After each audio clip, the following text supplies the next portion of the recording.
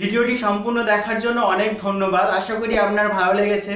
তো যদি আমার চ্যানেলটিকে এখনো সাবস্ক্রাইব না করে থাকেন তো প্লিজ সাবস্ক্রাইব করুন, সঙ্গে বেল আইকনটিকে প্রেস করে নিন। তাহলে চলুন বন্ধুরা, দেখা হবে আবার পরের ভিডিওতে। সবাই ভালো থাকবেন, সুস্থ থাকবেন। Bye bye.